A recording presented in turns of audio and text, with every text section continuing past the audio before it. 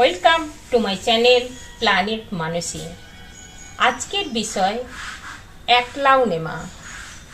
অ্যাগ্লাওনেমা একটি গাছ যেটি আরাম ফ্যামিলির মধ্যে বিলং করে। এটি এশিয়ার ট্রপিক্যাল ও সাবট্রপিক্যাল এরিয়াতে দেখা যায়। এই গাছটি বিভিন্ন কালারের হয়ে থাকে, বিভিন্ন টাইপের হয়ে থাকে, বিভিন্ন সাইজের হয়ে থাকে। এটি চীনাদের একটি লাকি গাছ। এটা চীনাদের কাছে সুখ সমৃদ্ধি বৃদ্ধি করে থাকে। এই গাছটি আমার অনেক কটা দিন আগেই লাগানো। যেহেতু এ সহজেই চারা গাছ উৎপন্ন করে, একটা থেকে আর একটা চারা গাছ এর তৈরি হয়ে যায়, তাই জন্যে এই ছোট টবে তিনটে চারটে 5টা গাছ বেরিয়ে গেছে। তাই জন্যে আমি চাইছি একে ইমিডিয়েটলি রিপটিং করতে। এগুলো রিপটিং করে আমি নতুন গাছ আমি সৃষ্টি করব। তাহলে এটি রিপটিং করতে গেলে আমাকে গাছটি তুলে ফেলতে হবে। তার জন্য আমাকে এর গোড়াটা খুশে নিতে হবে।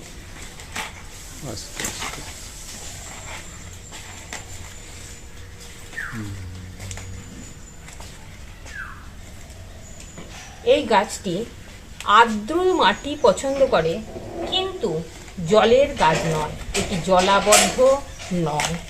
তার জন্য একে জলে রাখা যায় না, কিন্তু এর মাটি আর্দ্র রাখতে হয়, এর পাতা মাঝে মাঝে ভিজিয়ে দিতে হয়, তাহলে গাছটি ভালো থাকে।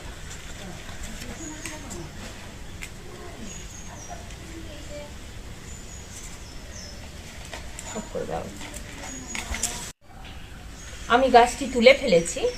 দেখুন, গাছটি বড় হয়ে যাওয়ার জন্য টবের তুলনায় এটি বড় হয়ে গেছে। তাই জন্য কিভাবে গোড়াগুলো বেষ্টন করে গেছে। একে আমি প্রথমেই এর মাটিটা আলগা করে নেব।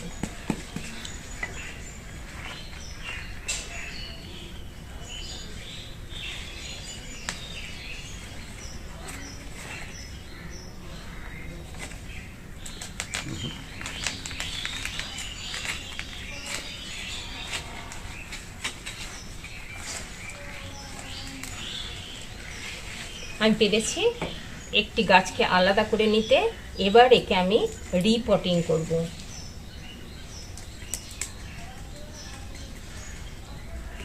রিপটিং করতে আমি একটি নতুন টব নিয়েছি। টবে ভালো করে ড্রেনেজ সিস্টেমের জন্য 3টে হোল আছে। এবারে আমি এই হোলগুলি এরকম পাথর দিয়ে চাপা দিয়ে দেব।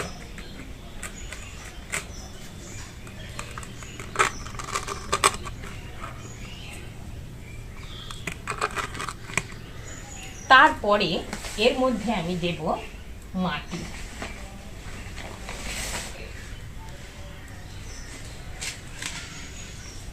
এতে আছে 1 ভাগ কম্পোস্ট সার, চা পাতা ও অন্যান্য সবজির খোলা দিয়ে বানানো কম্পোস্ট সার, আর 2 ভাগ আছে বাগানের মাটি।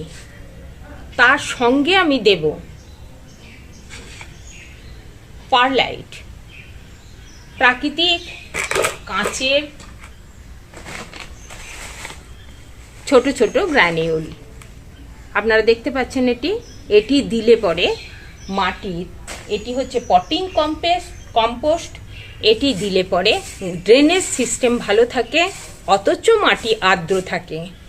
মাটি যাতে আর্দ্র থাকে তার জন্য এটি দেওয়া। তার সঙ্গে মাটি যাতে আর্দ্র থাকে তার আমি দেব কিছু কাঠের গুঁড়ো, মাটিটা আর্দ্র রাখার জন্যে। কারণ এর আর্দ্রতা পছন্দ, কিন্তু জলাবদ্ধ নয়। তার সঙ্গে আমি দিয়েছি 1 চামচ খোলের গুঁড়ো।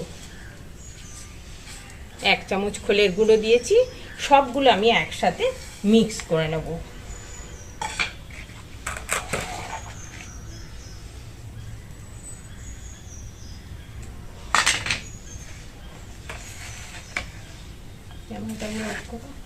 কিছু শুকনো ডাল পাতা, পাথরের উপরে কিছু শুকনো ডাল পাতা দিয়ে দিয়েছি। এবারে এই মিশ্রিত মাটিটি আমি এর মধ্যে দিতে থাকবো।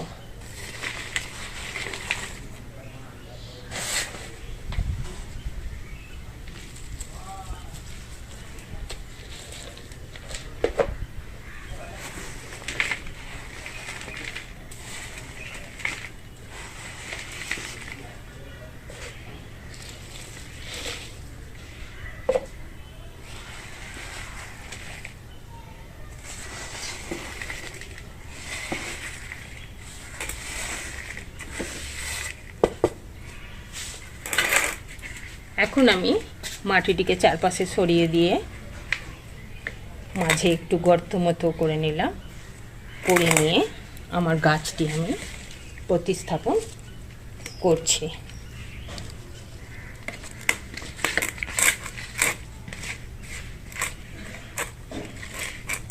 এর মধ্যে আমি দেব আরও মাটি দিয়ে আমি জল ঢেলে দেব।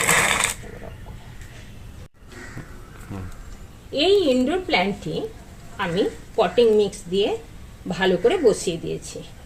এরপরে আমি এর মধ্যে জল ঢেলে দেবো, একদম যেন মাটিটা পুরো ভিজে যায়। ভালো করে জল ঢেলে দিয়েছি। এবারে এটিকে আমি আমার বারান্দায় অথবা ঘরের মধ্যে রাখব। এই গাছটি ডাইরেক্ট সানলাইট পছন্দ করে না। একে যদি ব্রাইট ইনডাইরেক্ট সানলাইট দেওয়া যায় তাহলে এর উপযুক্ত হয়। এটা আমার আরেকটি গাছ আছে যেটি হচ্ছে একদম পিঙ্ক কালারের। আপনারা দেখতে পাচ্ছেন গাছটিকে।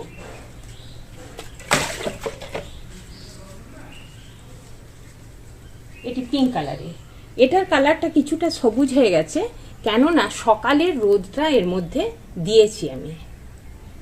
এখন এর খাবার সম্বন্ধে বলবো।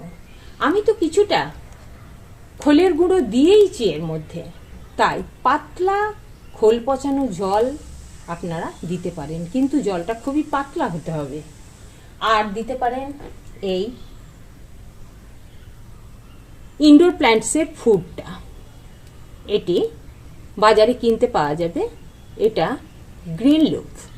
গ্রিন লুফ এই ইনডোর প্ল্যান্টের ইয়েটা আপনারা বাজারে পেয়ে যাবেন।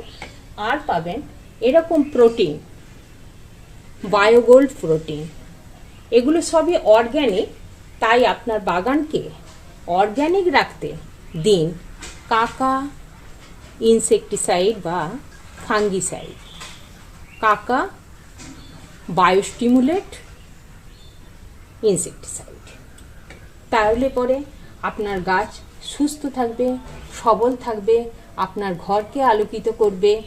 এটি হচ্ছে এয়ার পিউরিফায়ার গাছ, অক্সিজেন প্রডিউস করে, ঘরের টক্সিক পদার্থকে দূর করে। তার সঙ্গে এর কালারফুল ফ্লাওয়ারিং প্লান্ট, তাই কালারফুল এর অংশের জন্য আপনার মনও খুব ভালো থাকবে, ঘরের শোভা বৃদ্ধি করবে।